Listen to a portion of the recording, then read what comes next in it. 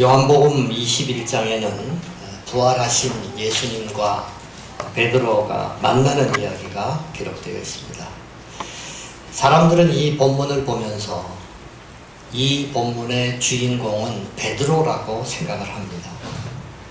그러나 저는 이 말씀을 읽으면서 이 말씀의 주인공은 베드로가 아니고 배반자를 찾아오신 예수님이다 하는 사실을 깨닫게 되었습니다. 예수님께서 찾아오셨습니다. 또 예수님께서 말을 걸어주셨습니다. 철야 작업에 피곤하고 허기진 그들의 필요를 채워주셨습니다. 완벽한 세팅을 통해서 베드로로 하여금 지난날과 현재를 보게 하시고 아직도 사랑하고 있음을 보여주고 계십니다. 이렇게 보면 모든 것이 예수님의 주도권 아래서 진행되고 있다는 것을 알게 됩니다. 우리 주님이 주인공이십니다. 언제나 예수님의 사랑은 주도적인 사랑이고 성취하시는 사랑이라는 것을 알게 됩니다. 이거를 다른 말로 표현하면 저는 주님의 사랑은 seeking love, 찾아오시는 사랑이다. 그렇게 표현하면 좋겠다. 그런 생각을 해봅니다. 예수님은 베드로가 지난날과 오늘을 잘 비교하기 위해서 세팅을 하셨다, 그런 말씀 드렸는데 무대 장치를 잘 하신 것 같아요. 이렇게 얘기하면 한두 가지가 아마 쉽게 떠오르실 건데 제가 좀 정리를 해드리겠습니다. 예수님은 베드로를 처음 부르셨던 갈릴리로 찾아오셨습니다. 처음 만난 날 고기 잡지 못하고 있었던 일을 오늘도 재현하고 계십니다. 베드로를 베드로라 부르지 아니하시고 과거의 이름으로 부르고 계십니다. 뭐라고 부르십니까? 요한의 아들 시몬아. 3번 부인한 베드로에게 예수님은 3번이나 나를 사랑하느냐, 그렇게 묻고 계십니다. 베드로가 예수님을 부인한 장소가 어떤 곳인지 기억하신지 모르겠습니다만은 숯불가에서 예수님을 부인한 베드로 앞에 예수님이 피워놓으신 것이 바로 그 숯불이었습니다. 요한복음 18장 18절과 21장 9절에 보면 같은 단어를 사용하고 있습니다. 어떤 사람이 말하는데 그때 베드로는 숯불 공포증에 걸려 있었대요. 그래가지고 숯불만 보면 깜짝깜짝 놀라요. 근데 예수님께서 숯불을 피워놓으시고 그 위에 뭐 석쇠 같은 거 올려놓으셨겠죠. 그리고 고기 몇 마리 올려놓으시고 아마 뒤척뒤척 하셨을 것 같아요. 왜? 베드로로 하여금 자꾸 그 숯불을 보게 하려고 그래 하셨던 것 같아요. 큰 소리 치던 베드로에게 예수님은 물으셨습니다. 네가 이 사람들보다 나를 더욱 사랑하느냐? 이 베드로가 큰 소리 쳤거든요. 마태복음 26장에 보면 우리 친구들, 우리 제자 친구들 다 주님 버려도 나는 절대로 당신을 버리지 않겠습니다. 그런 말을 했어요. 심지어는 무슨 말까지 했는지 아세요? 죽을지언정 당신을 버리지 않겠습니다. 그런 말을 했는데 예수님은 네가 이 사람들보다 나를 사랑하느냐. 아마 권투시합으로 하면 원펀치를 세게 날리는, 그죠? 그런 질문이 아닌가, 그런 생각이 들었습니다. 이렇게 보면 예수님은 완벽한 세팅을 하시고 베드로를 찾아오신 것입니다. 우리 주님을 사랑하면서 살기 원하는 우리에게 주시는 3가지 교훈을 오늘 같이 생각해 보려고 합니다. 사랑 고백의 근거, 그다음에 사랑 고백의 자세, 그리고 사랑 고백하는 자의 삶의 태도, 이렇게 3가지를 오늘 말씀을 드리겠습니다. 첫째로 사랑 고백의 근거는 주님의 사랑을 깨닫는 일입니다. 주님의 사랑을 깨닫는 일입니다. 주님의 사랑을 참으로 알지 못하고 깨닫지 못하는 사람은 우리 주님을 사랑할 수가 없는 거죠. 그렇죠? 아마 처음에 베드로는 예수님이 굉장히 원망스러웠을 거라고 생각이 됩니다. 야, 오늘 예수님이 단단히 벼르고 오셨구나. 부끄러운 나의 모습을 들추어내기 위해서 나를 찾아오셨구나. 온갖 무대장치와 세팅을 하시고 단단히 벼르고 오셨구나. 아마 속으로 준비 많이 했네. 그러나 시간이 흐르면서 베드로는 예수님이 자기를 찾아오신 이유를 눈치채기 시작합니다. 잘못한 사람이 찾아가서 용서를 비는 것이 올바른 것이 아닙니까? 그러나 오히려 예수님이 찾아오신 것입니다. 베드로는 예수님이 찾아오신 이유를 어렴풋이 깨닫기 시작합니다. 예수님은 이런 말씀을 하라고 하신 것 같다. 나는 너에게 관심이 있어. 나는 아직도 너를 잊지 않고 있어. 나는 아직도 너를 사랑하고 있어. 예수님은 자꾸 사랑하느냐고 물으십니다. 어쩌면 약한 자의 모습으로, 어쩌면 구걸하는 자의 모습으로 물으십니다. 저는 이해합니다. 우리도 가끔 우회적으로 이런 방법을 쓸 때가 있으니까요. 사랑하는 사람에게 나를 사랑하느냐고 자꾸 확인하고 싶은 거죠. 그래서 저는 예수님의 이 세 가지 질문은 선생님이 학생들에게 구슬시험 치는 그런 질문이 아니라고 생각합니다. 또는 취조가니 범죄 용의자를 향해서 행하는 그런 질문은 아니라고 생각합니다. 예수님의 이 세 가지 질문은 아직도 나는 너를 사랑하고 있다는 것을 예수님께서 오히려 고백하는 것이 아닐까요? 우리가 그를 사랑할 수 있는 근거는 그의 사랑을 얼마나 알아차리고 깨닫느냐에 있습니다. 한 소년이 연을 날리고 있었습니다. 연 아시죠? 연은 하늘 높이 올라가서 눈으로는 보이지 않을 정도로 높이 날고 있었습니다. 그때 옆에 서 있던 한 어른이 소년에게 물어봤습니다. 너의 연이 지금 하늘을 나르고 있는 것을 어떻게 아니? 그랬더니 그 소년은 서슴없이 대답했습니다. 연이 나를 끌어당기는 것을 느끼고 있어요. 사랑하는 성도 여러분, 주님이 나를 사랑하고 계심을 느끼고 계십니까? 느끼고 계십니까? 바울 선생님은 이 느낌을 이렇게 표현하고 있는 거예요. 그것이 고린도후서 5장 14절의 말씀입니다. 그리스도의 사랑이 우리를 강권하시는도다. Christ's love compels us 라고 말합니다. 여기 compel이라는 단어를 쓰고 있습니다. 이 compel이라는 단어가 무슨 뜻입니까? 밀어붙인다는 말입니다. 밀어붙인다. 그리스도의 사랑이 나를 압도하고 있습니다. 그리스도의 사랑이 나를 제압하고 있습니다. 우리가 주님의 사랑에 압도되지 못하면 우리는 주님을 사랑할 수가 없는 것입니다. 사도 요한은 하나님의 선취적인 사랑을 요한복음 1장, 요한일서 4장 10절에서 이렇게 말하고 있지 않습니까? 사랑은 여기 있으니 우리가 하나님을 사랑한 것이 아니요 오직 하나님이 우리를 사랑하사 우리 죄를 위하여 화목제로 그 아들을 보내셨습니다. 아멘. 한번 같이 한번 읽어봅시다. 사랑은 여기 있으니 우리가 하나님을 사랑한 것이 아니요 오직 하나님이 우리를 사랑하사 우리 죄를 위하여 화목제로 그 아들을 보내셨습니다. 하나님이 우리를 사랑하셨다는 것입니다. 하나님이 우리를 먼저 사랑하셨다는 것입니다. 내가 하나님을 알기 전에 하나님이 나를 아셨습니다. 내가 하나님을 사랑하기 전에 하나님이 나를 먼저 사랑하셨습니다.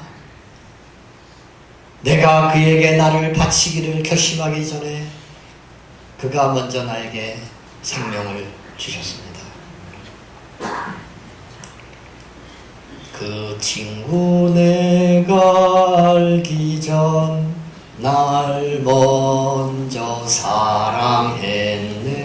그 찬송 아시죠? 네, 90장 찬송 옛날 가사인데요. 그 크신 사랑 나타나 내 영혼 붙드셨네. 이 찬송이 우리들의 고백이 되었으면 좋겠습니다. 맞습니다. 내가 당신을 알기도 전에 당신이 나를 먼저 사랑해 주셨습니다. 아무도 나를 알아주지 않을 때, 아무도 나에게 관심을 가져주지 않을 때, 아무도 나에게 어떤 조처를 취해주지 않을 때 당신이 나를 아셨습니다. 당신이 나를 사랑하셨습니다. 당신이 나에게 생명을 주셨습니다. 이 고백이 우리들에게 있기를 바랍니다. 이런 얘기를 들었는데요. 옛날 페르시아에 사이러스라는 동명이인인지 모르겠습니다. 그런 왕이 있었는데 전쟁을 하면서 적국의 왕자와 부인과 아이들을 다 생포해 왔습니다. 그래서 이제 그들을 처단하려고 했습니다. 그래서 다 불러 세웠습니다. 그리고는 왕자에게 이렇게 물어봤습니다. 내가 왕자 너를 풀어주면, 살려주면 어떻게 하겠느냐? 그랬더니 내 재산의 반을 드리겠습니다. 그러면 너의 아이들을 풀어주면 너 어떻게 하겠냐? 저의 전 재산을 드리겠습니다. 좀 질문이 심각해집니다. 네 아내를 풀어주면 어떡하냐. 그럼 뭐라 그러겠어요? 이 왕자가 대답합니다. 내 생명을 드리겠습니다. 사이러스 왕이 깜짝 놀라가지고 야 가. 너무 놀래가지고 막 보내줘 버렸습니다. 풀어줬습니다. 다 풀었어요. 집에 돌아와가지고 파티를 열었습니다. 왕자가 아내에게 이렇게 말했습니다. 비록 사이러스 왕은 적국의 왕이지만 아주 늠름하고 남자답고 미남이고 참 좋은 사람인 것 같은데 당신 생각은 어때요? 이렇게 물어봤어요. 그랬더니 그 부인이 이렇게 대답합니다. 저는 그 사람의 얼굴을 자세히 보지 않았습니다. 그럼 뭘 봤단 말이에요? 나를 위해서 대신 죽겠다고 말하는 한 남자의 얼굴만을 바라보았습니다. 나는 당신의 얼굴을 바라보는 동안에 다른 아무것도 보이지 않았습니다. 참 아름다운 얘기죠. 왜 제가 이런 얘기를 합니까? 나를 사랑하시는 한 분에게 나에게 생명을 주시겠다고 약속하신 분에게 그리고 나에게 생명을 주신 그분에게 우리의 초점을 맞출 수 있기를 바랍니다. 아직도 사랑받을 수 없는 내가 사랑받고 있으며 아직도 용서받을 수 없는 내가 용서받고 있다는 사실이 저를 감격시킵니다. 아직도 우리에게 이런 감격이 없다면 내가 주님의 사랑으로 적셔진 자가 되게 해주십시오. 내가 부단히 주님의 사랑을 느끼며 살게 해주십시오. 이런 기도가 우리의 기도가 되었으면 좋겠습니다. 둘째로 사랑 고백하는 자세입니다. 여기 뭐 다 해답이 나와 있네요. 사랑 고백하는 자세, 근심하는 일.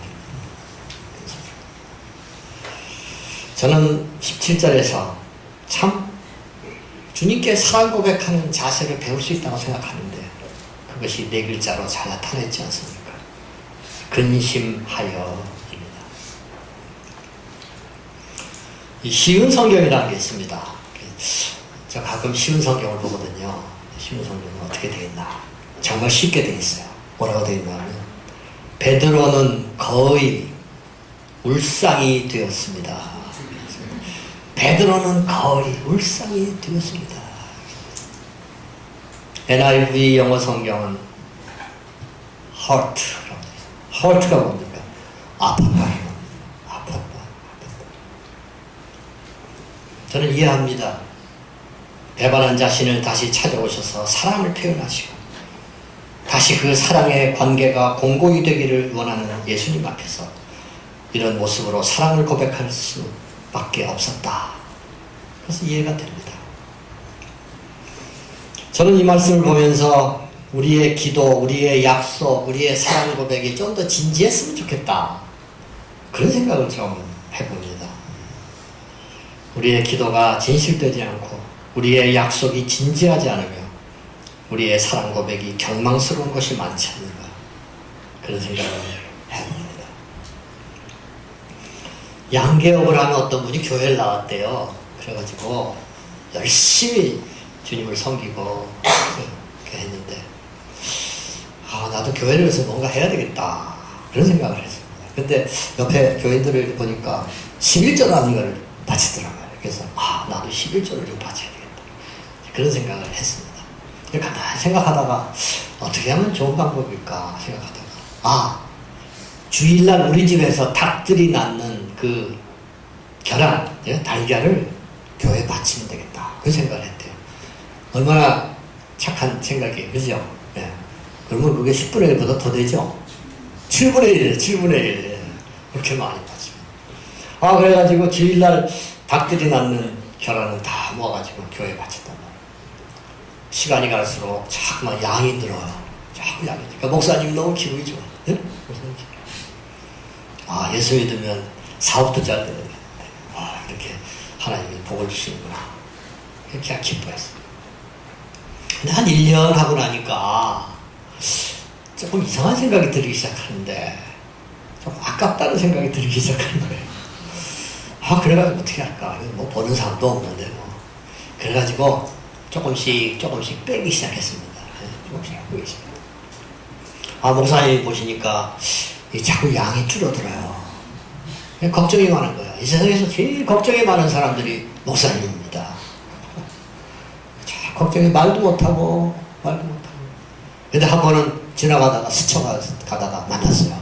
그래가지고 선생님, 말씀드리기가 좀 그렇긴 한데 요새 사업이 좀 잘 안 되는가 보죠. 그 선생님 그 결혼량이 자꾸만 줄어들어서 제가 참 걱정입니다. 그랬더니 이분이 이렇게 말하더랍니다. 잘 들어보세요. 제가 교회를 열심히 다니니까 닭들도 은혜를 받아서 주일 성수하려고 결함이 많이 안 나는 것 같습니다.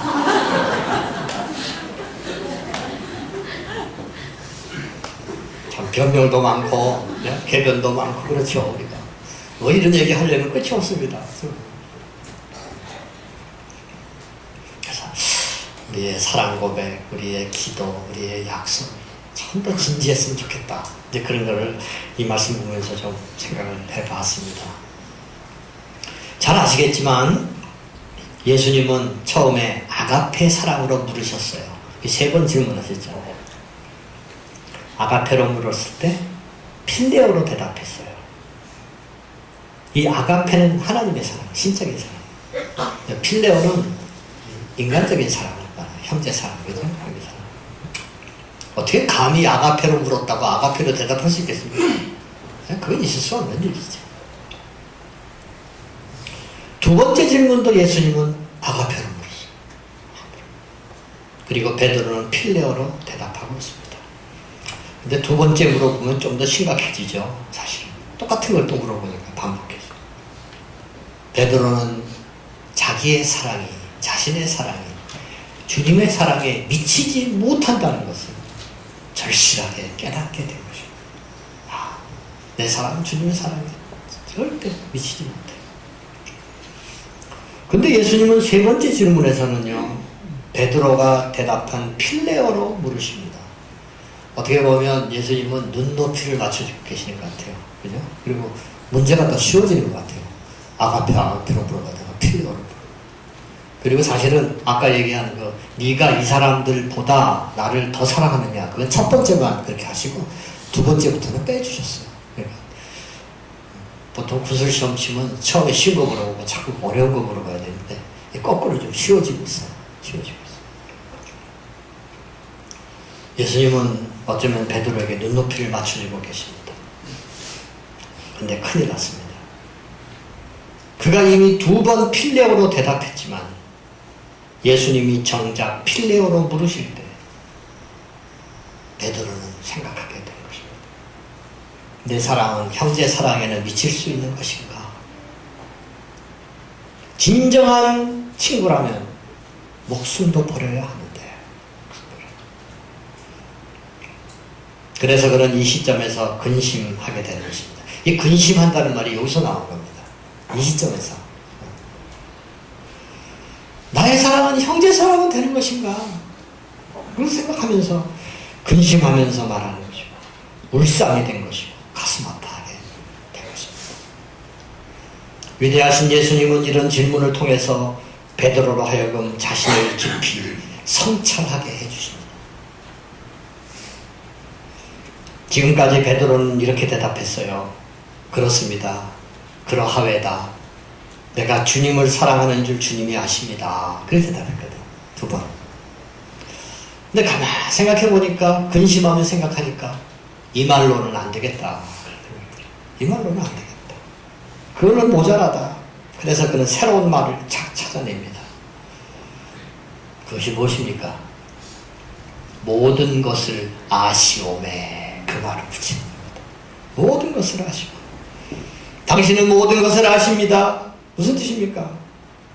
당신은 나의 모든 것을 아십니다.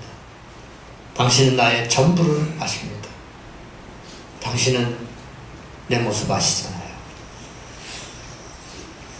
요새 말로 하면 내 꼬라지 아시잖아요. 그래서 근심함이 이렇게 대답하는 것입니다. 모든 것을 아시오매 내가 주님을 사랑하는 줄 주님께서 아시나이다. 형제자매 여러분, 그는 자신의 부족과 잘못을 가슴 깊이 깨닫고 있습니다.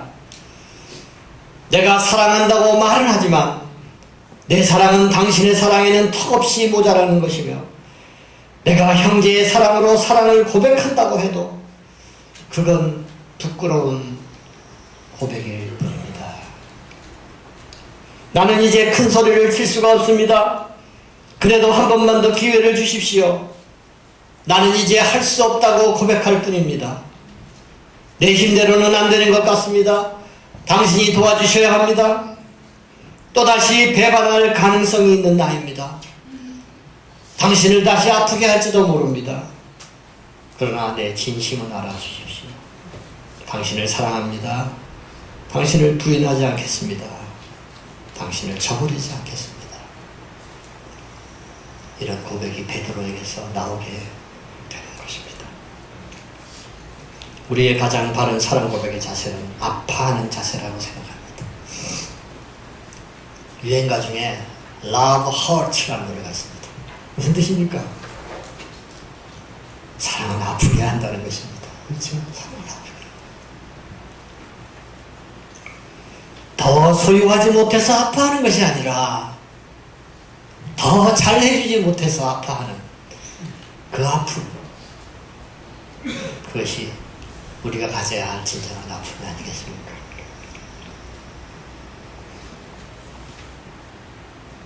정말 주님의 사랑에 턱없이 모자란 우리의 모습을 보면서 우리가 주님께 사랑한다고 말은 하면서도 우리가 하루하루를 산다고 하는 것은 구체적으로 죄를 범한다는 것을 알기 때문에 나에게 근심하는 마음을 주십시오. 아파하는 마음을 주십시오. 이런 마음 가지고 주님 사랑 고백하는 여러 성도님들 다 되시기를 바랍니다. 세 번째로 사랑 고백하는 자의 삶의 양식입니다. 태도입니다. 18절 말씀은 이 말씀을 우리에게 너무나 잘 보여줍니다.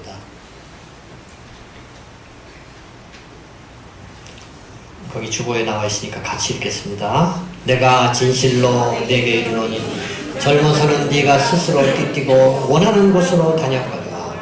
늙어서는 네 팔을 벌리리니 남이 내게 띠띠우고 원치 아니하는 곳으로 데려가리라.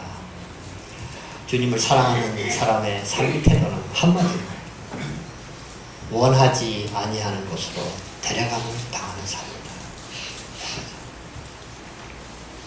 혹시 여러분들에게는 원치 않는 곳으로 끌려갔던 아픈 경험들이 있을지 모르겠습니다. 어렸을 때는 참 많았죠. 그렇죠? 가기 싫은데 목욕탕 끌려가고 이발소 끌려가고 억지로 주사 맞고 억지로 약 먹고 아마 더 큰 아픔들이 있을지도 모르겠습니다. 모두들 원하는 길을 가고 싶은 것이 인간의 생각입니다. 그러나 주님을 사랑하는 사람은 원하지 않는 곳으로 데려감을 당하는 삶이라고 우리 주님께서 말씀하고 있습니다. 사람이 어리거나 젊었을 때는 교육을 받아야 되잖아요. 그리고 여러 가지 면에서 독립적이지 않기 때문에 자유의 제한을 받게 됩니다. 그러나 나이를 먹게 되면 그래도 자유롭게 자기 일을 할 수 있게 되는 것입니다. 그러나 놀랍게도 그리스도인의 삶의 태도는 거꾸로라는 것을 말해주고 있습니다. 젊었을 때는 네 마음대로 했지만 늙어서는 네 팔을 벌리리니 남이 네게 띠띠우고 원치 않는 곳으로 데려갈 것이다. 그렇게 말하고 있습니다. 젊은이들은 이 말을 들으면서 우리는 이제 마음대로 했대네. 그런 생각하지 마시기 바랍니다. 그렇죠? 젊어서는 네 마음대로 했지만 늙어서 이제 잘하면 되지 뭐. 어떤 분이 그런 얘기 하더라고요. 진짜 기가 막히게 예수를 잘 믿은 사람의 대표적인 사람이 예수님 십자가에서 돌아가실 때 그 옆에 구원받은 강도래요. 한평생 실컷 놀고 자기 할 일을 다 하고 그러다가 맨 마지막 순간에 타임리하게 주님 딱 만나가지고 탁 생각하고 나오고 그렇게 얘기하는 사람이 있어요. 그렇게 살아보세요. 예. 근데 우리가 언제 죽을지 모르잖아요. 언제 죽을지 모르고 그런 것도 문제고 저는 그렇게 생각하지 않습니다. 그 죽어가는 그 강도 나는 속으로 얼마나 후회했을까 그런 생각 해봅니다. 안 그랬겠어요. 네? 내가 조금 더 일찍 저분을 만났으면 내 삶이 이렇지 않았을 건데 자기는 강도 되어서 사람 죽이고 체험하는 거잖아요. 내가 저분을 조금 더 일찍 만났으면 그런 후회를 너무너무 많이 했을 거라고 저는 생각합니다. 우리가 젊은 날부터 주님을 위해서 살기로 노력하고 연습하는 거 얼마나 귀한 것입니까? 그죠? 그래서 우리 어른들은 젊은이들을 격려해 줘야 합니다. 일찍부터 주님을 위해서 헌신하고 노력하려고 하는 삶을 사는 사람들. 그래서 이 말씀은 젊은이들에게도 용기가 되는 말씀임을 기억하시기 바랍니다. 저는 이 말씀이 우리에게 진정한 성숙이 무엇인가, 진정한 성숙, 진정한 어른됨이 무엇인가를 가르치는다고 생각합니다. 우리가 나이를 먹어갈수록 남들을 가르치고 지도하는 입장에 있게 될수록 남들이 나의 생각과 판단에 귀를 기울이게 될 때 무엇이 나를 지배하는지를 생각해 보아야 합니다. 내 생각, 내 주장, 내 구직, 아집이 나를 지배하는 것이 아닌가 우리는 생각해 보아야 합니다. 오늘 하나님의 말씀 우리에게 답을 가르쳐 주고 있습니다.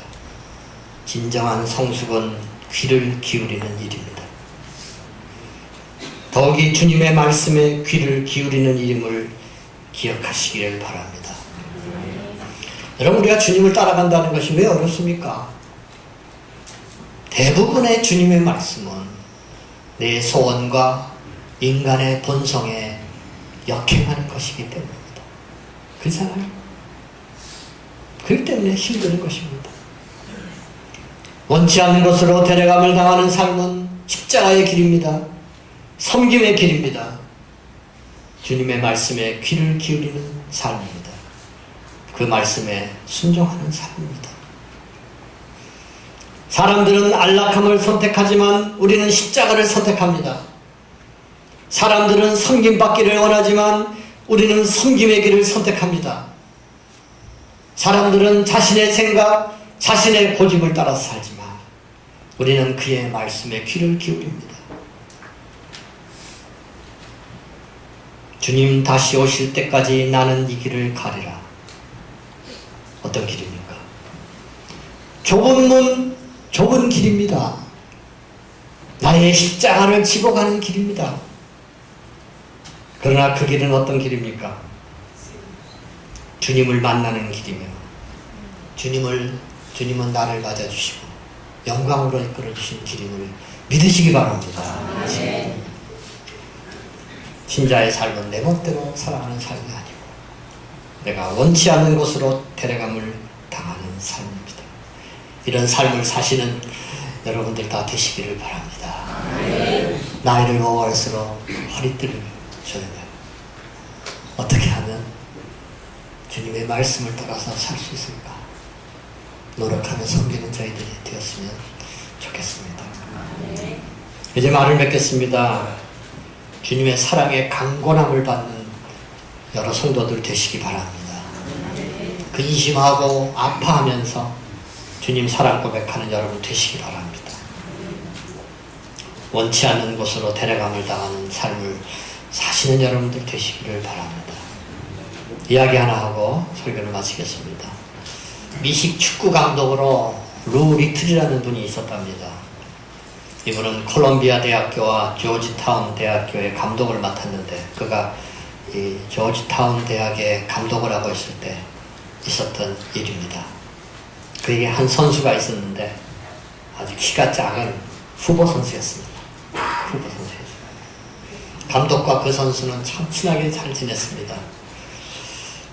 감독은 이 선수를 참 좋아했고 그래가지고 시합 때마다 필요할 때마다 경기에 내보내 주었습니다. 후보니까 처음부터 뛰지는 못하고 그죠? 필요할 때 이렇게 넣어주면서 가끔 이 선수가 자기 아버지와 팔짱을 끼고 캠퍼스를 걸어 지나가는 모습을 이 감독이 보았습니다. 그거 보면서 그런 생각이 있어요. 야, 부자지간에 참 정이 돈독하구나. 그죠? 팔짱을 끼고. 어느 날 감독은 그 선수의 아버지께서 심장마비로 방금 돌아가셨다는 연락을 받게 됩니다. 그래가지고 이 감독이 이제 선수에게 아버지 죽음을 알려주는. 저도 가끔 그런 일을 당한 적이 있었습니다. 스위스에서 목회할 때 우리 학생 중에 부모님 돌아가셨다는 게 어떻게 저한테 연락이 와가지고 연락하고 그런 일이 있었는데 감독은 아들을 불러서 아버지 죽음을 알릴 수밖에 없었습니다. 그리고 이렇게 말했습니다.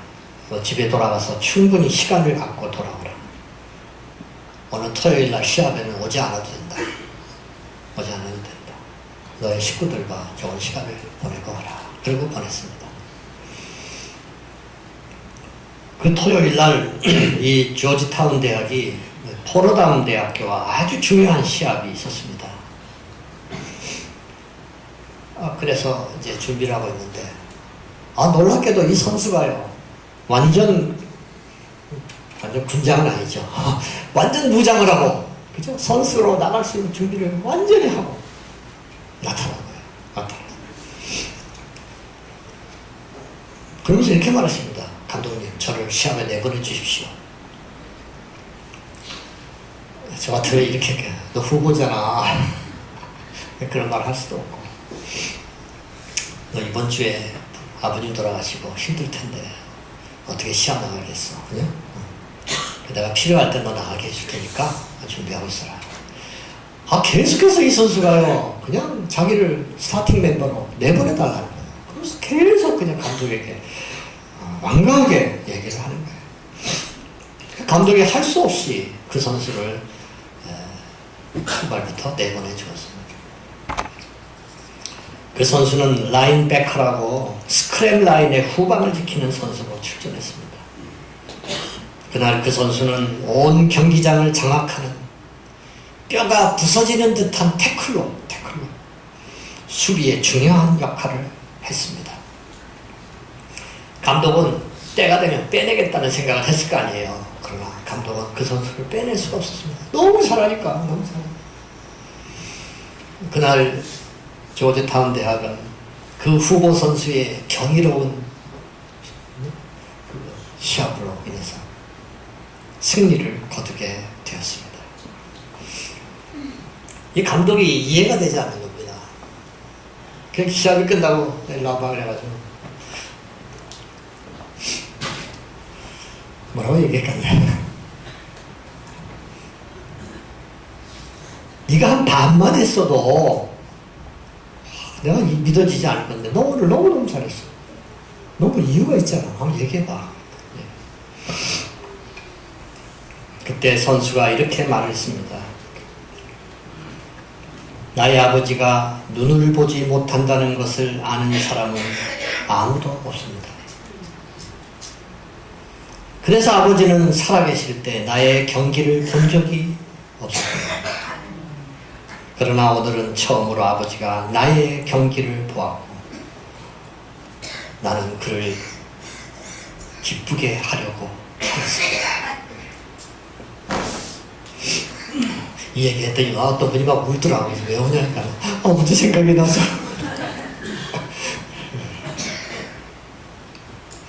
우리에게는 하늘의 아버지가 계십니다. 우리가 올바른 삶을 살려고 하는 이유는 주위의 사람들이 우리 보고 잘한다 하는 칭찬을 받기 위해서 하는 것이 아닙니다. 우리의 삶의 목적은 하늘의 아버지를 기쁘시게 하려는 것입니다.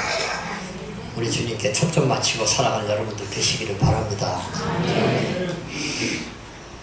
우리에게는 나를 먼저 하시고 나를 먼저 사랑하시고 나에게 생명을 주시는 그분이 계십니다. 릭 워렌이 그런 얘기 했어요. 신실한 신자는 한 분 관객을 위해서 사는 사람입니다. 한 분 관객. 그분이 우리를 향하여 미소 지으시고 그분이 우리를 향하여 박수 쳐주시는 그런 삶을 사시는 여러분들 되시기 바랍니다. 네. 여러분의 믿음이 우리 주님 보시기에 참으로 곱다. 참으로 아름답다. 그런 칭찬 받을 수 있는 여러분들 다 되실 수 있기를 바랍니다. 네.